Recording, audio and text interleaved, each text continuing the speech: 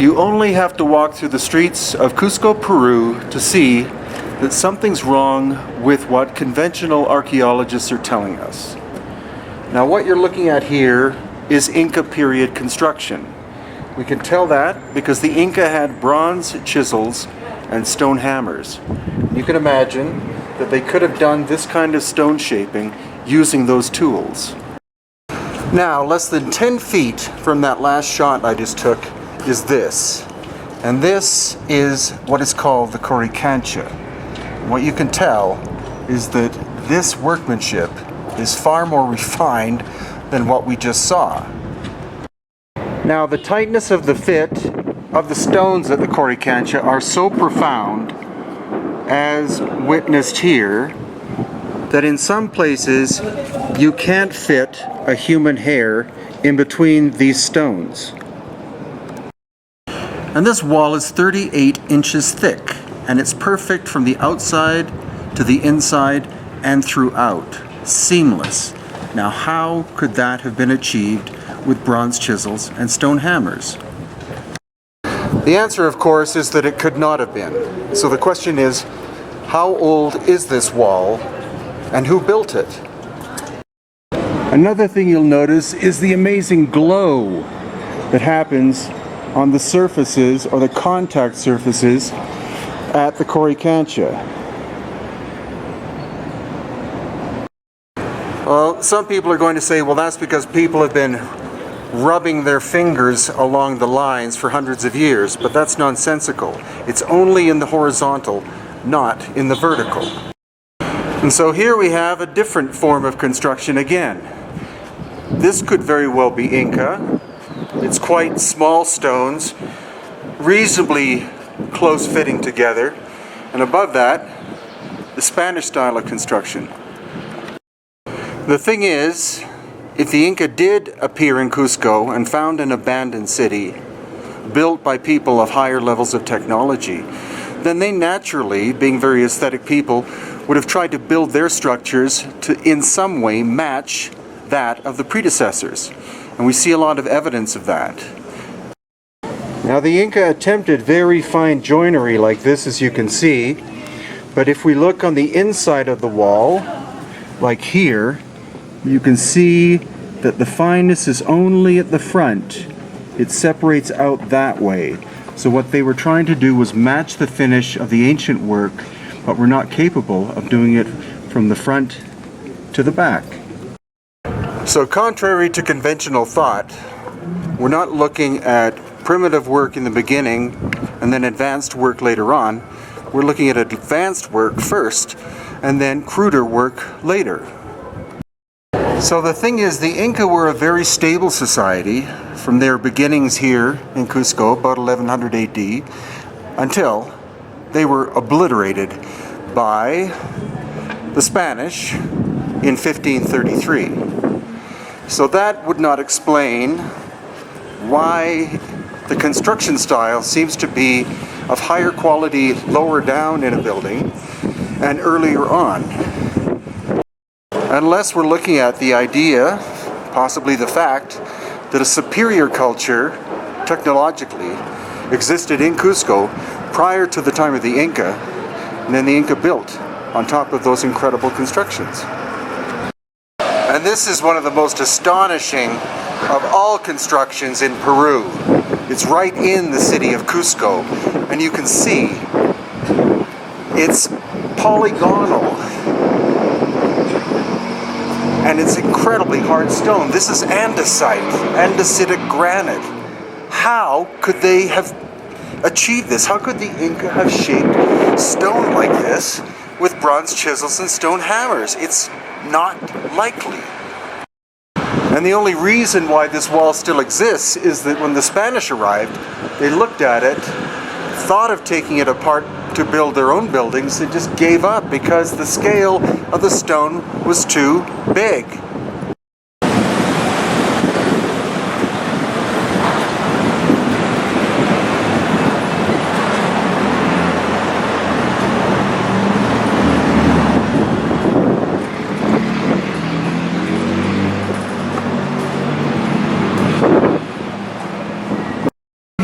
actually this one corner tells the whole story. What you're looking at here is you're looking at Spanish adobe over top of Spanish foundation. And then behind me, here, you're looking at Inca work.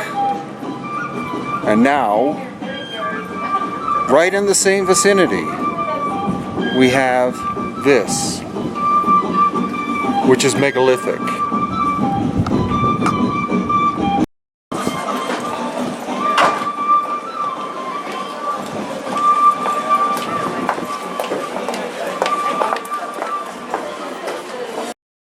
So what this is basically just a preamble to ongoing investigations of mine and others into the true origins, not only of the city of Cusco, but our history in general. I and many others do not believe that civilization simply goes back 5,000 or 6,000 years, but several thousand years before that. The story is getting far more interesting because we have geologists, engineers, oral traditions, and other experts who are telling us that what we're saying seems to be true. That Cusco, for example, is not a city that was started by the Inca. It was a city expanded by the Inca. But anyway, mainstream archaeologists say, yeah, it's just brute strength, manpower, and tedious chipping away at the stone. You would think it would take them, whatever, weeks just to do one little stone, like one big stone, I should say. But the whole thing of why those things are really there is still a mystery, and then you have the knobs too. Mm-hmm. What do you think, Brian? What's your what would be you got any explanation for that? Well, like David says, literally in the 21st century, the modern archaeological explanation is that those pock marks were for shoving a tree trunk into to help lift it, right? And then lift it up. Yep, shape it, bring it back down to fine tune it. Even lift it up again, fine tune do it it again. a little bit more, drop it, keep lifting it, dropping it. But you'll notice that not all the stones have this either. Right. It's on maybe 10% of the stones. And other stones have, instead of that, a knob coming out, okay? And others just don't have any of that at all. You know, whenever you're working, in my mind, with 100-ton blocks of stone, 50-ton blocks of stone, Baalbek and stuff are 1,000-ton blocks of stone. Again, the mainstream's always like, well, it's just brute force and manpower, and you just get so many thousand people hauling a rock, you're going to move it. I mean, mathematically, you can figure that out. But the big question is, you know, why are people trying to do something that is so obviously incredibly difficult? Okay, I mean, and even modern engineers are looking at this going like, wow, you know, why would you even do this? And what I always maintain is whoever was doing this and how they did it, it was easy for them. Okay, it wasn't some very difficult thing to do, but something they could quite easily do. And that means, and let's forget about quarrying and cutting the stones, but just lifting them and moving them. And in my mind, that really takes some kind of levitation, anti-gravity, turning the stones weightless somehow, which could be with sound.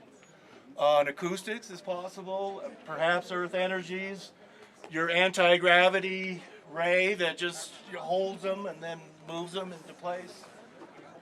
Another way, here's how a modern construction company would do it, I imagine. It would build it had the giant cranes, like in a dockyard or something.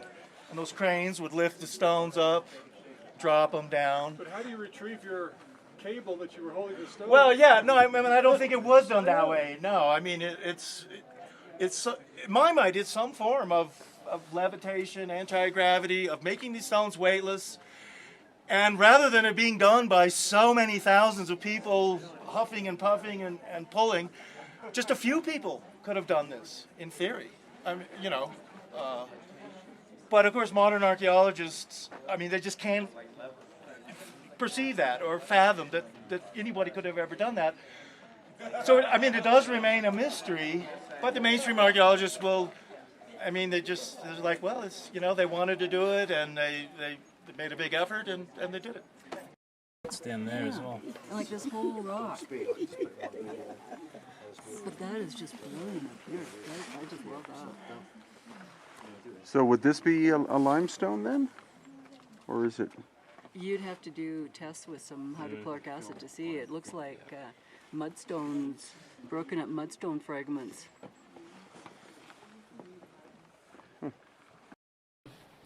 Would seem to be many, many thousands of years old.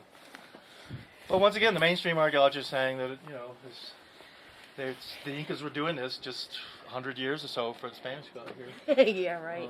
So, But also, if you notice, it looks like this stone and that stone may have been attached in the distant past, as well as the one to the left, and that the cutting would have been done before the break. All these breaks. a break, that's right. And then maybe this is a stone that broke and then fell down or something. Maybe they're upside down. Yeah. But it kind of seems like that it had broken and been flipped over.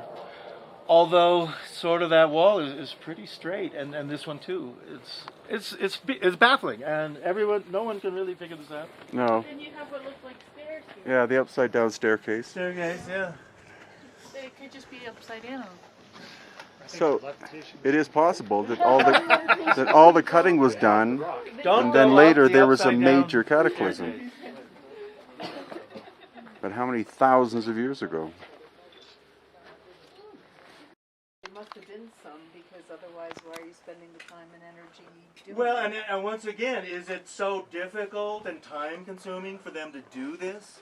And why? Or was it some easy thing to do where they could? I mean, maybe one or two guys just did this in a day. In terms of weathering, like of that surface there, do you have any idea how long it would take? If it was once smooth and now it's so stippled? Cutting thing, and they use it in mining. But this is kind of interesting here, how they've created If a that narrow initially was smooth, it was wall obviously here by boxed off. cutting it here, Uh-huh. and Got cutting it broken here, off somehow. Right. So you take that broken off surface and then you weather it. Yeah, but how long do you think the weathering would have taken to create a surface like that? Hundreds of years or thousands? Think of a tombstone. Oh, okay. It doesn't really last that long. Yeah. Yeah.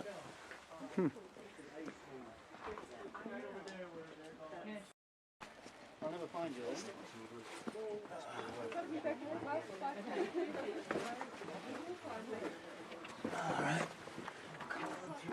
Yeah, crouch down low to start with. This first part's kind of low.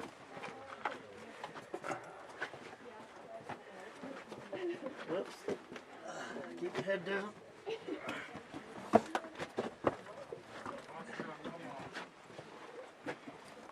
Who's your mama?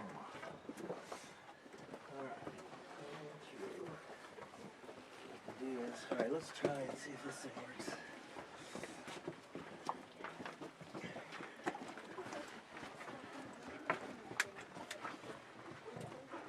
Aha, got my glow stick now.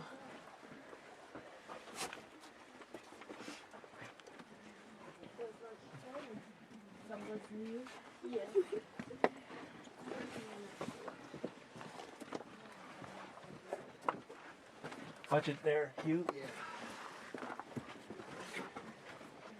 Yeah, watch your feet too. They're a little bit sticking up and stuff. All right, here, let's go ahead and pass this thing back. Okay. And we'll... There's a glow stick. Thank you.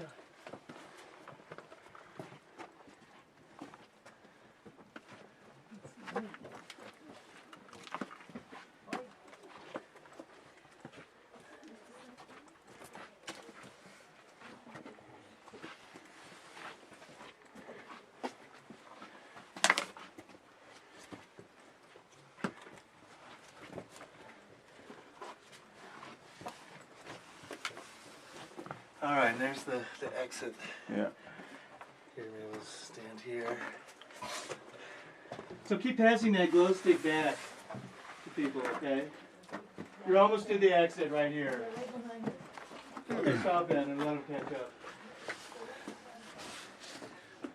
Here, let's put people in the real dark spot.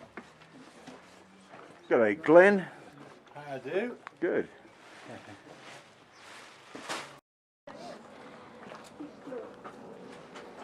So a lot of these weird cutout areas here. And the cave we were in was probably natural, but was enhanced. Much like this one, another one we're going to go through.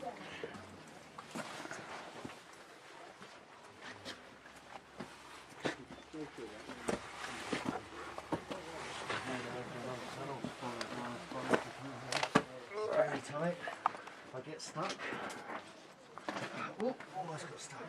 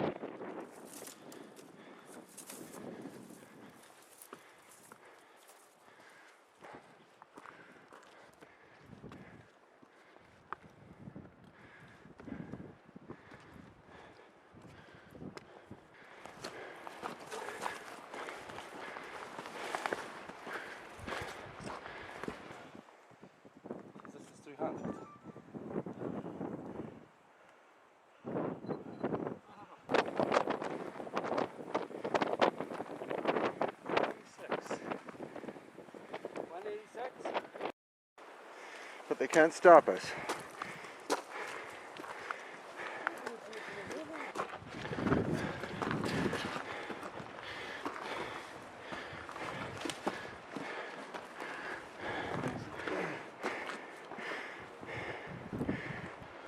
This and the other one, they look like something from the future, not from the past. Yeah, It's like out of Star Trek. it is. It's a Star Trek set.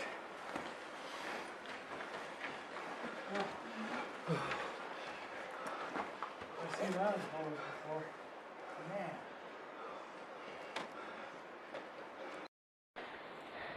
The portal. There are a few months later. Jared Gold's getting the code. Worth it all. Here. Yeah, look at this. It's incredible. The ancestral, it was more old than the Incas. But the Incas, when they came here, they found this beautiful temple and they still were shipping here. Now, also, I have a shape here. Look at, that is the eye. It's actually a big Puma head, yeah? Eye. That's little here corners, always three.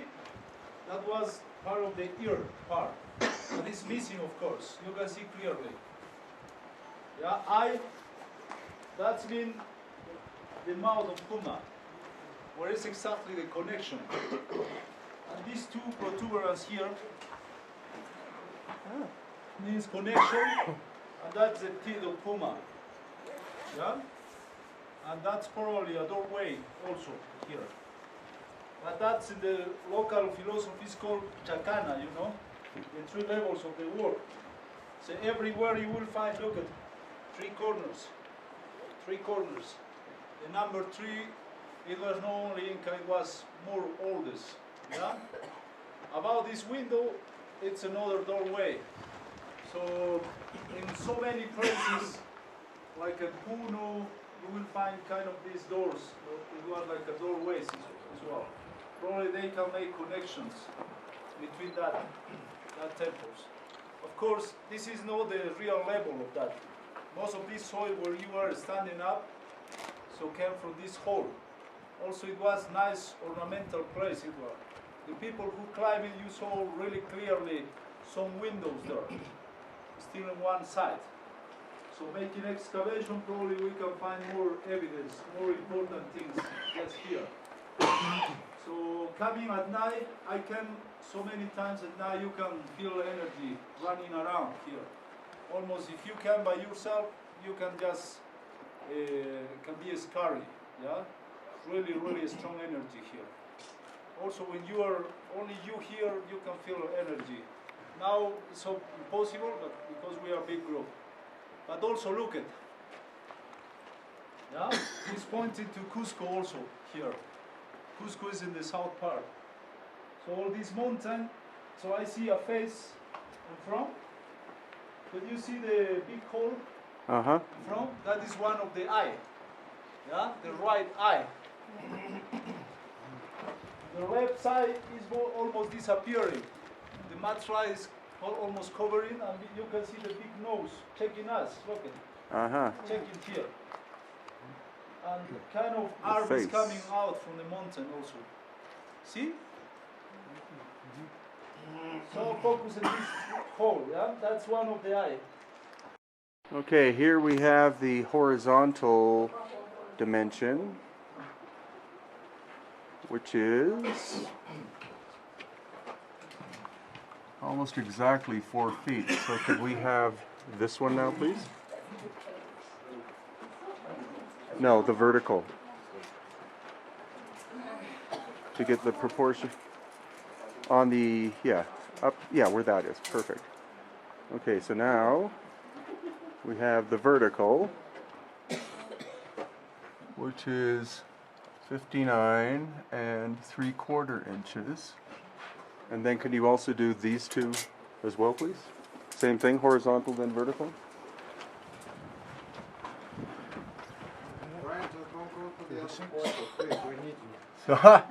So 35 3/4 horizontal.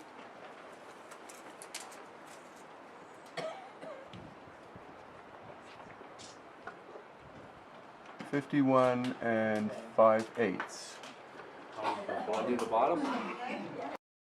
So on the bottom, we have hard to know whether that's straight. we have an outside dimension of 49 3/8. So we have That's off. That's not, that was, they didn't have that straight. Yeah. okay. No, it's still 49 3/8. So it's a slight taper on the way down. Internal 37 1/4 inches.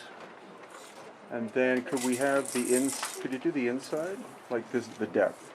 Very Here. hard with the curvature, eh? That's okay. No, Actually, just a curvature. basic idea at the top. So here we have 18 3/4, and at the bottom 21. So there's an internal taper as well. Do you hear about el fenómeno El Niño happening in South America, in the Pacific Ocean? So probably this phenomenon killed most of this pre-Inca culture. But the Incas were prepared for that. They were really smart. And these people create this kind of storage house located mostly in the top of the mountains. Because why? In these places you can feel more strong windy. If here you said that the wind is really strong, imagine up there. How strong is that? Just to keep really fresh these crops, these dry crops.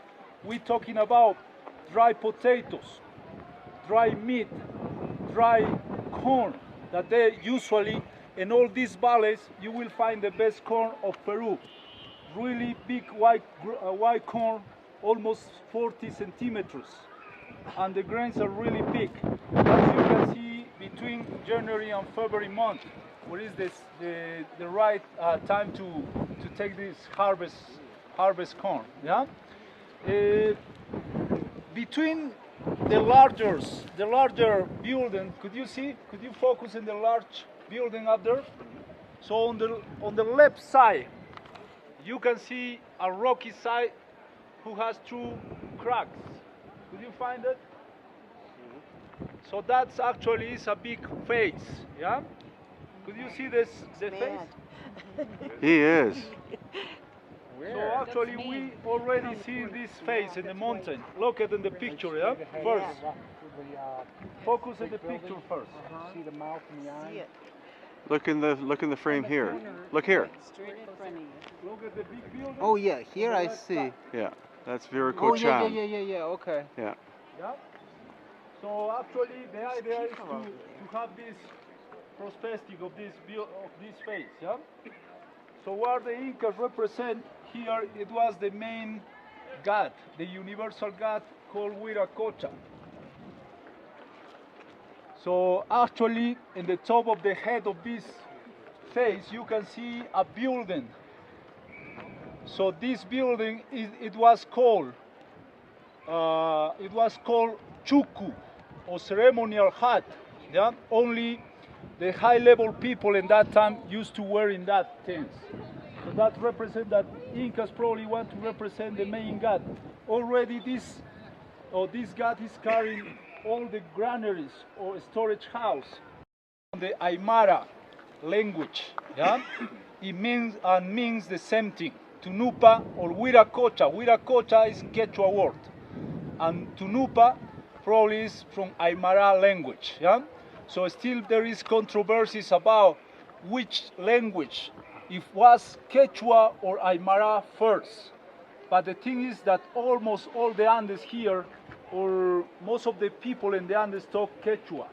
Yeah, and Aymara only a little portion of in the Lake Titicaca, the Inca side. Yeah, could you see? So this terraces has a nice shape. If you see in this next page, it's a llama.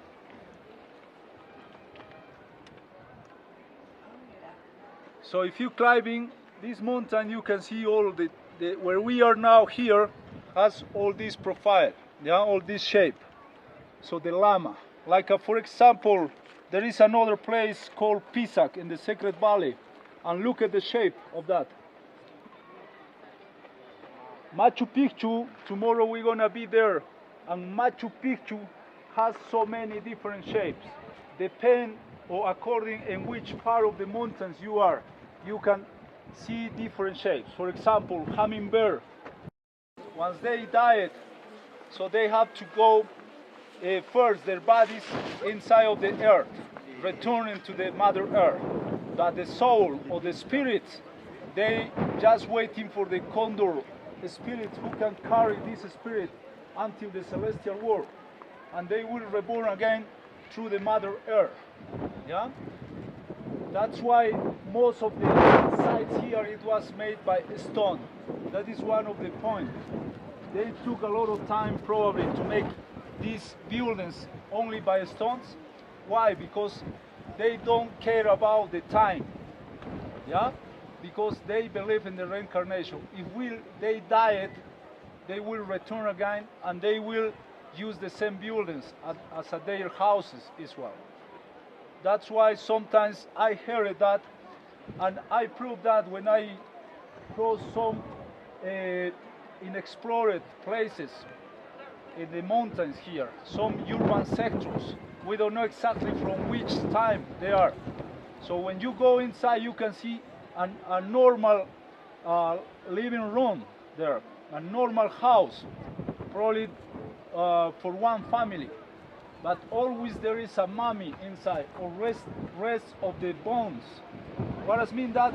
Sometimes these ancient people used to live close to their dead people. They make a little altar inside of their houses, and they always worship these people, waiting to return again, yeah, to these lives.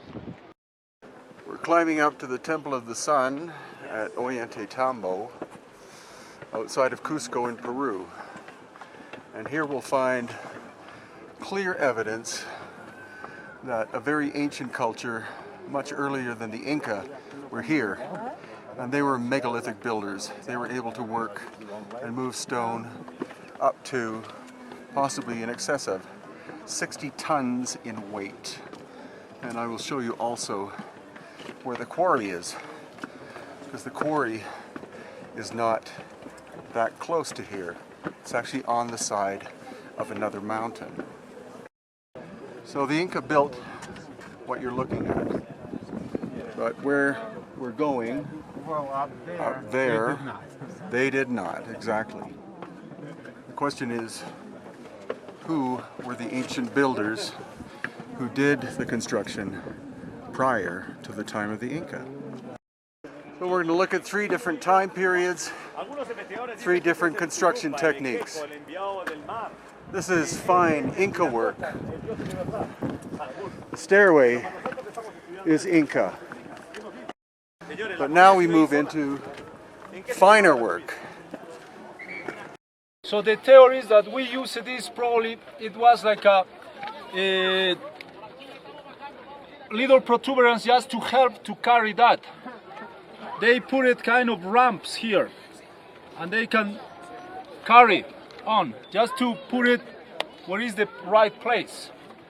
The other thing is that probably the Incas leave that representing as a breast of Mother Earth. Yeah. The other point, the other theory said that probably this is that's produced shape when the sun hit really strong here. So as you know, the material when the sun hit really strong, the material changes or grow a little bit, change the perform. You understand that? Perform. So to don't happen that, so the Incas they leave that things because all the heat of the sun, when the heat inside of this stone, can go out really easy, and the material can change. Otherwise, we can see the walls is quite open. But about this open, this happened for earthquake, and probably the Spanish when they came here, as at the stones that we saw down there in the base part, there is a lot of big stones there, just everywhere. So we're part of these walls one time, yeah. So the Spanish they pushed down until this place because the theorists said that probably the Spanish want to kill everything that connect with the Inca religion, and that is Inca religion actually, yeah. Really huge stones. So here you're looking at some of the finest stonework in the Americas and possibly in the world. And the thing is, if the Inca had built this, then why is the work above inferior? This is not the work of the Spanish or contemporary. This is ancient workmanship. The finest workmanship is lower, no evidence of tool marks whatsoever, and these curious knobs which appear seemingly randomly, but Rogelio, our guide, has come up with a very compelling theory based most likely on what his ancestors knew, and that's that these could actually be functional in terms of energy release to make sure that the wall remains stable as it heats up and cools down during the day. And if you kind of look at it, in some cases they're not random. This one would be in a very strategic place for expansion and contraction. Possibly that one too. But where we're going is even higher and even larger stonework. And again, the conventional idea is that the Inca had a bunch of slaves who did this. It's far more likely that we're looking at evidence of an ancient lost civilization, possibly called the Peruvians. Now the question is, how was this work done? And it wasn't done using conventional tools. I think what we have here is an example of a stone being cut, but it was never completed.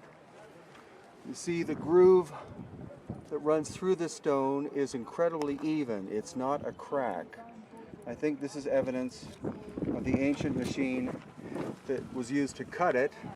This is one block weighing at least 40 tons.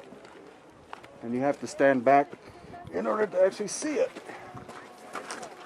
But also the seam, you see the seam between the top one and the lower ones. You can take your fingers and run them back and forth and it's like glass.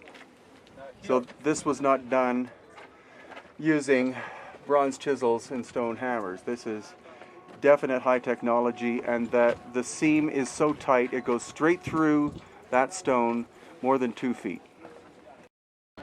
And so as an overview, we have this incredible megalithic size of work here. Below it, incredible precision,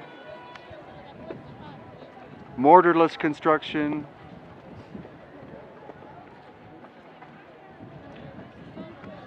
and then we have what is known for sure as Inca work.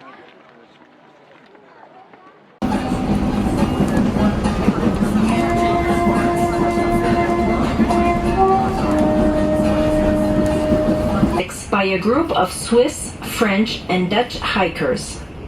This is a perfect pyramidal mountain, and it has a very high difficulty level for the climbers.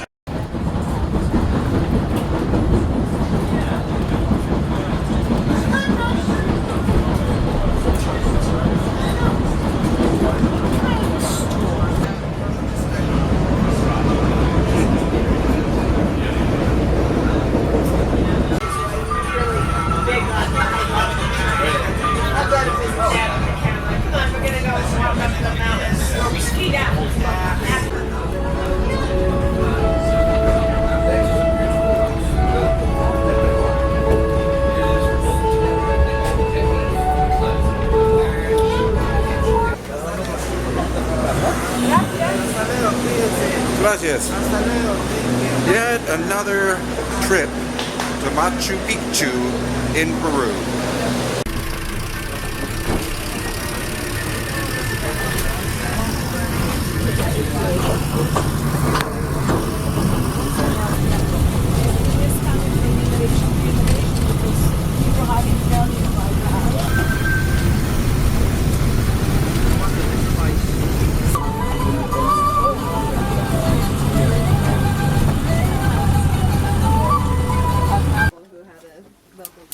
Oh, really? So They were so got okay. to borrow her. Yeah, it was just the four of us in our seat.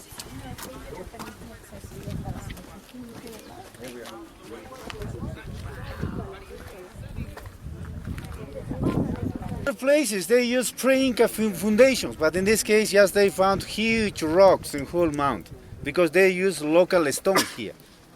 Because we are into the white granite rocky formation. The location here is perfect because we are into the Apucuna. Apu is a mountain and Apucuna mountain.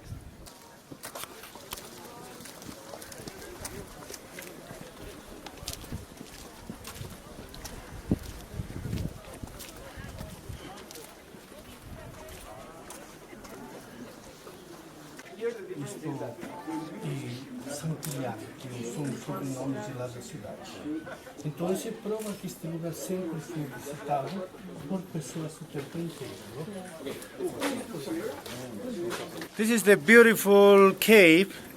This is the temple of the Pachamama, the temple of the Mother Earth, because inside are some trapezoidal niches because they keep some human bodies inside always in the fetal position.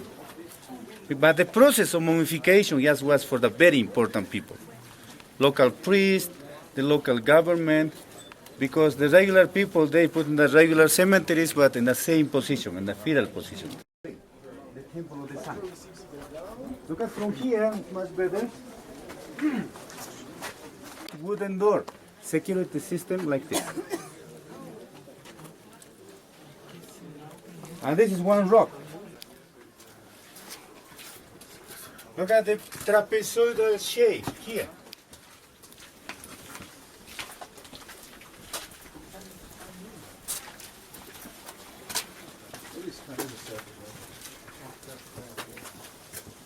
This is part of the Temple of the Sun. Good quality architecture. One person in every window. We are now in the Inca Palace, King's House.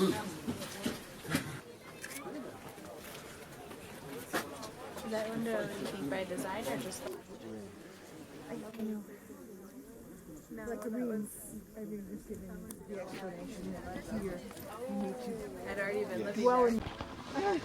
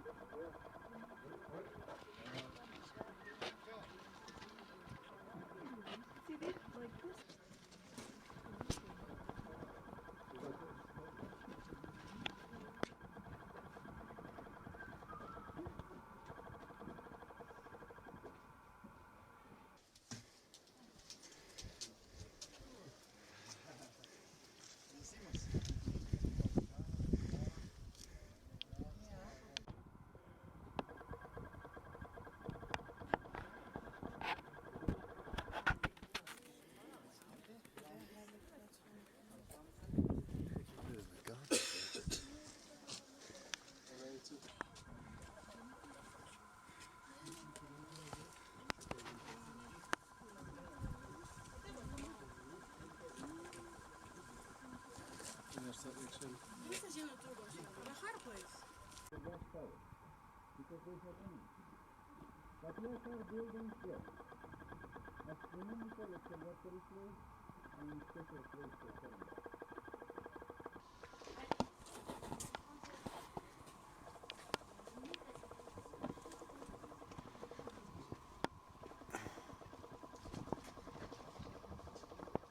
voulais que le monsieur se pose parce que je l'avais. Mais non, mais j'avais bien. Je voulais pas aller voir les pieds du monsieur. Ici. No, look here, because look at two round stones wooded, they use like a mirror for astronomical observation.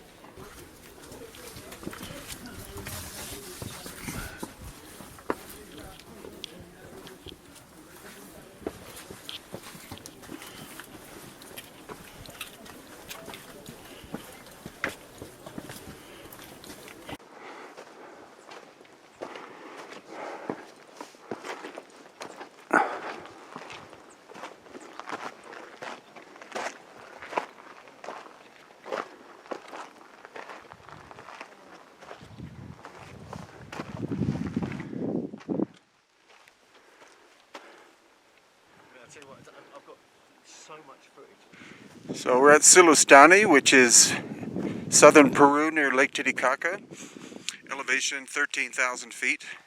And what you see behind me are the remains of a damaged tower called a Chulpa. Now most mainstream archaeologists will contend that these towers were destroyed probably by the Spanish for building material, but I will show you evidence, as in that you just saw as well, that this was the scene of a massive explosion several thousand years ago.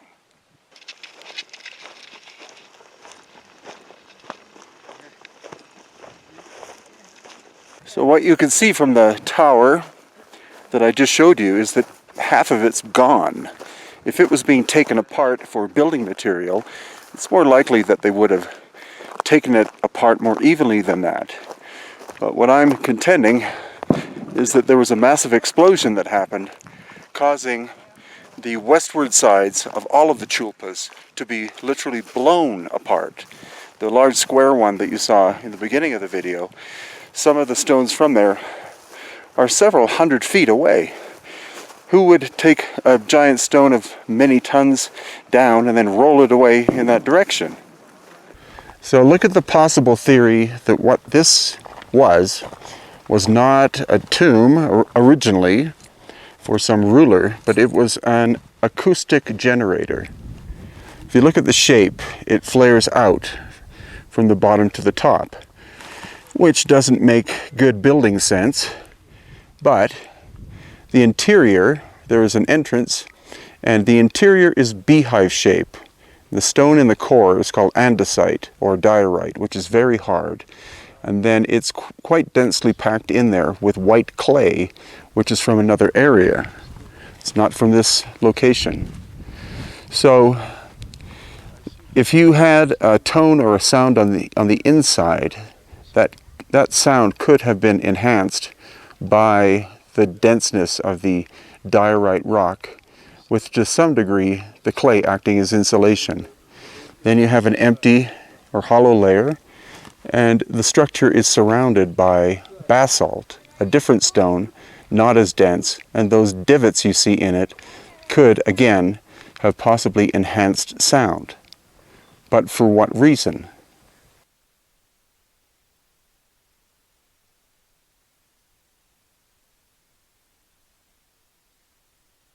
The battery on the meter, it completely just drained it. Meaning that this is a highly energetic area? It means it needed that battery energy. Yeah, they'll take the energy it will add. All energy needs a pathway. So what the theory is that battery drain, the energy off of these join the present energy. So let me just switch out some batteries and see what we get. Okay. So earthquake damage would have caused more or less even, I would think, damage to all sides of this structure, but it's mainly on the western side that the destruction happened. So that seems to be that some kind of force moved from east to west. That could have been an earthquake. or possibly something else.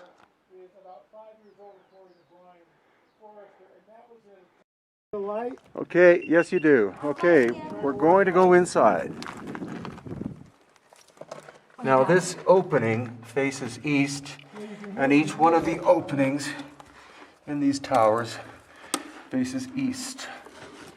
Could be or the rising of the sun, or it could be that the energy is running in that direction.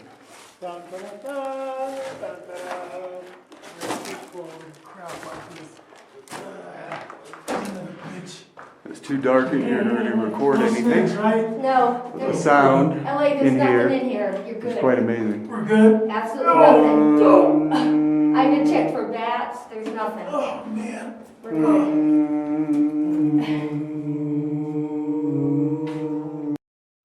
And we're hypothesizing here. But when it was functional, what did it do? I mean, how did it work? Did it resonate sound?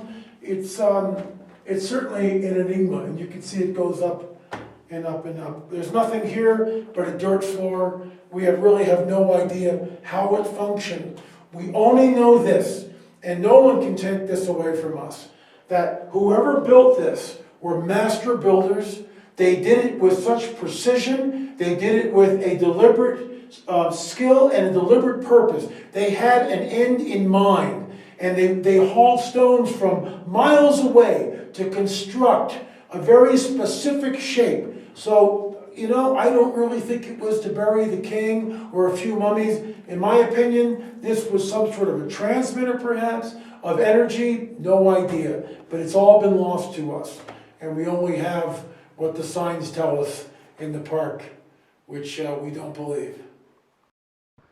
So there's often a presumption by the general public and by academics as well that older cultures, as in pre-Columbian cultures, were more primitive than us because they didn't have cell phone technology or something. But what we've witnessed here is that you have megalithic builders in this area, we don't know when, several thousand years ago, who had the technology of being able to build these massive Chulpa towers.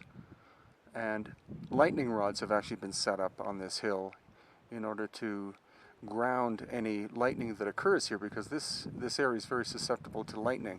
Not just because it's a higher hill, it's not as high as the surrounding area, but it could be the residual energy that is present here in this site that causes the lightning to want to strike here.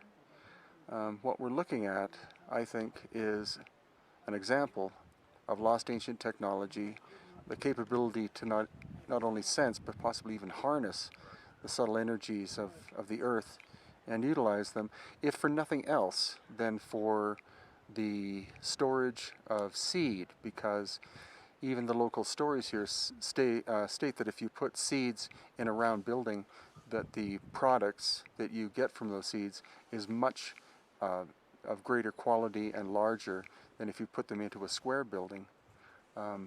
So it's quite intriguing, if for no other reason than for agricultural purposes, but possibly for more esoteric or even other pragmatic reasons.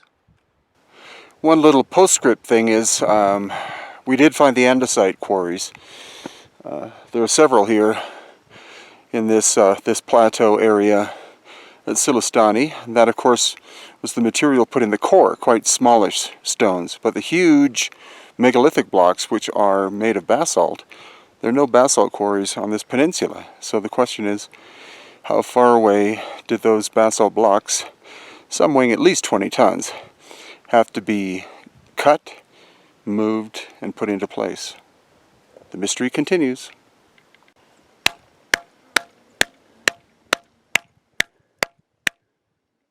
I hope you noticed that when I hit the stone, or did, it made a tone. Now this is the debris field from the Chulpa that you see in the background. It's highly unlikely that these stones were taken apart from the Chulpa itself.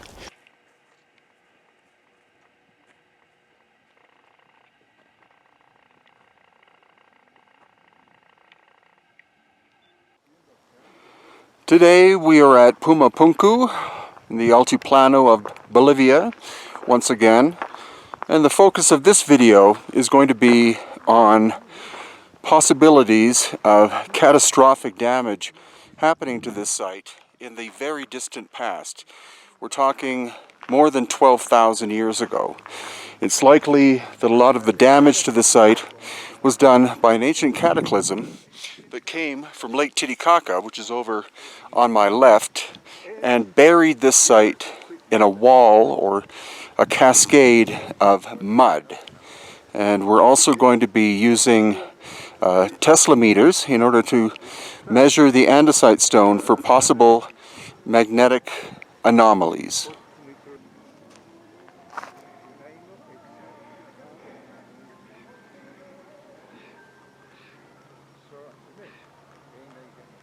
This is an excavation that was done, going down 2 to 3 feet, and all of these stones were found in place and in situ. So the question is, what would happen if they dug even deeper, which they so far have refused to do?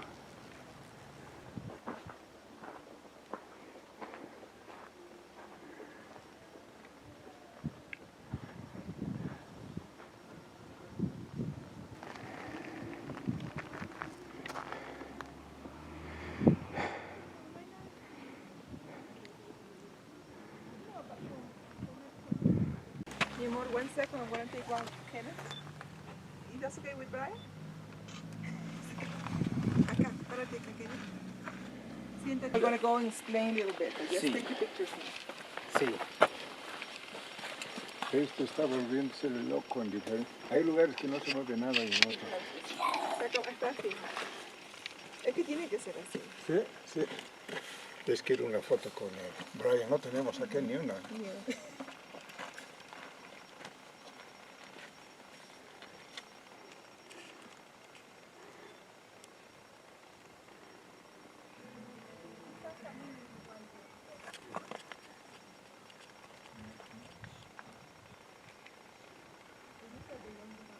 This is one of the most intriguing stones at Puma Punku, and I'll film the actual stone afterwards. But what we're reading here, this is the base micro Tesla reading of 23 or 24. As I go in close to the stone, 27, 30, 39,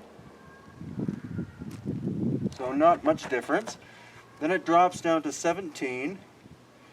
As I turn the corner, 50, 65, and as I pass by the vertical cut, it's at 100.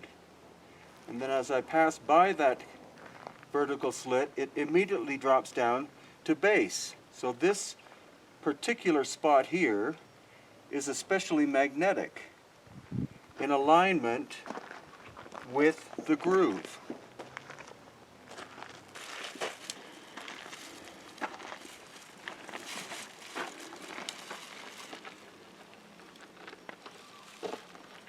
We also took calipers here, and these holes, which are all the same diameter, are perfectly spaced.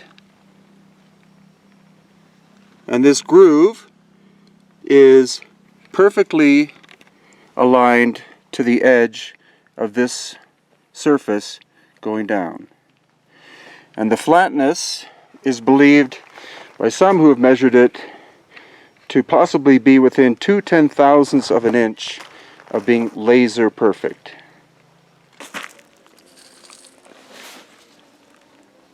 And back. If you take a look at the magnetic needle, it stays horizontal and level here, but then when you bring it over to this point here, the magnetic field is so strong that it's causing the needle to dip, and there's an angulation of that needle, so it just kind of gives you some information about the magnetic field that's being generated by this stone.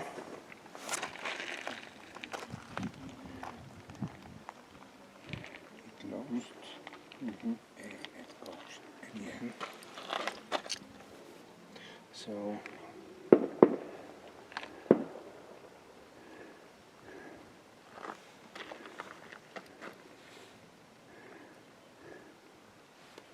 the magnetic field in this one is different. Okay, here's another weird thought.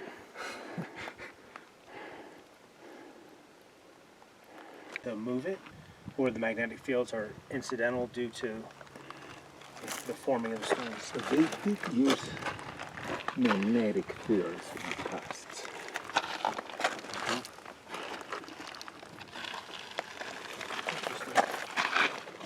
So many more questions now. You know?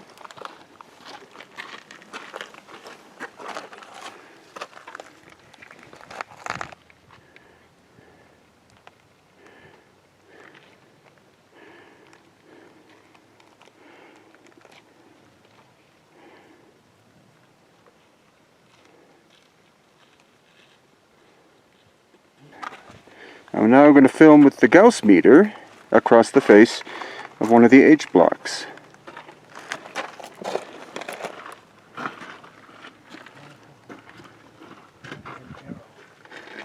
Yes. Not many arrows up here. Maybe it's your direction this way.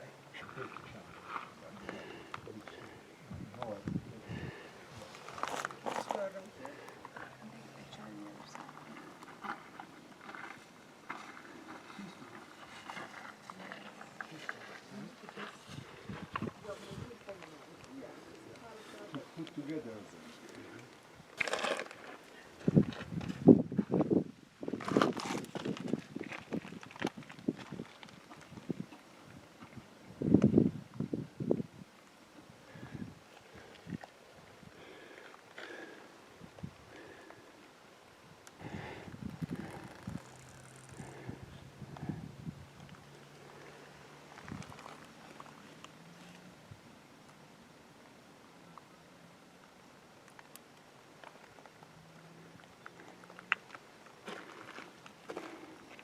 All right.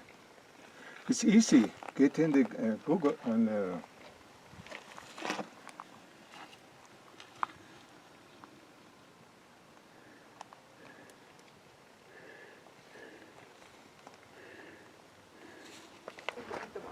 So that's pretty amazing that on the outside left edge of the H block, the Gauss meter was reading over 400.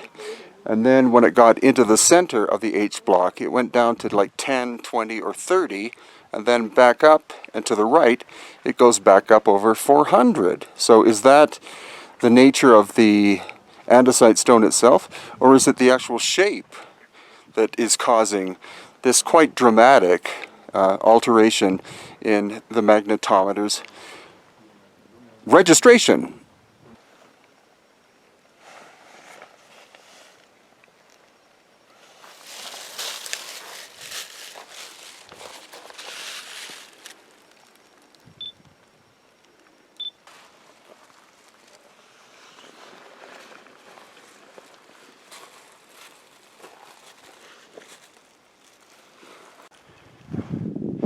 So as you can see, we're measuring major magnetic anomalies at Puma Punku this time, because we're focusing on that, and also the catastrophic damage.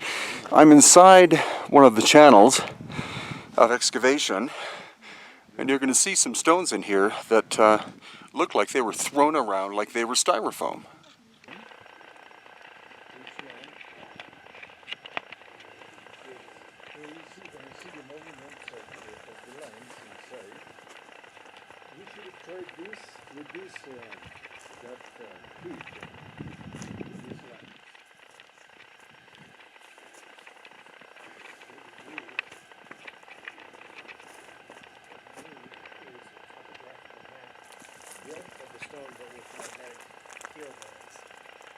this is so beautiful.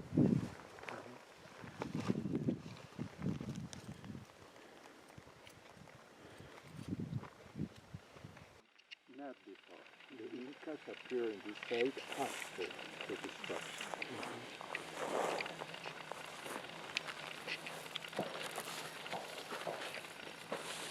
How do they move? How do they move? Color in the same stone. The kind of earthquake that drained Lake Titicaca? Yeah.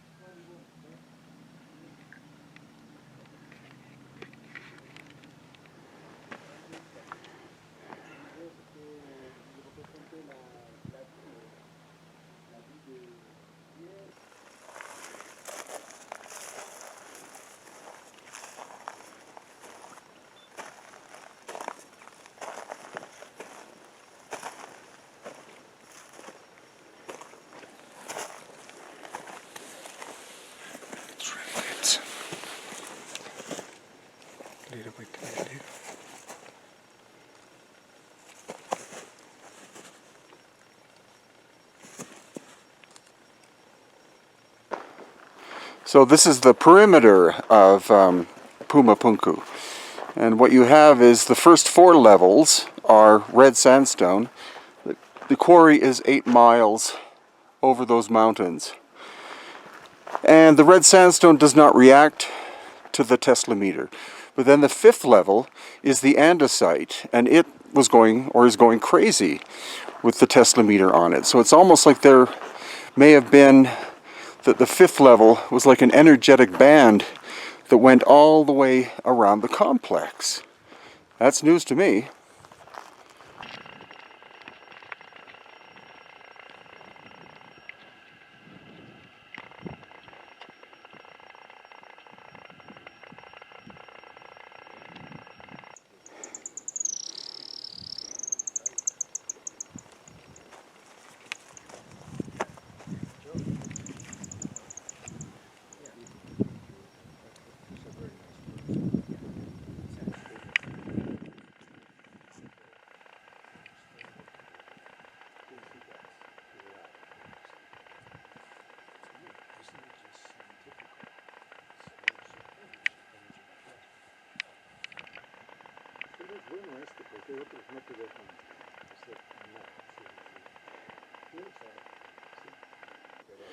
12,000 years ago, this bottom step was where Lake Titicaca rose up to. So is it possible that this ancient staircase, which is so heavily eroded, is in fact the staircase that led to Lake Titicaca, which is now 7 miles that way?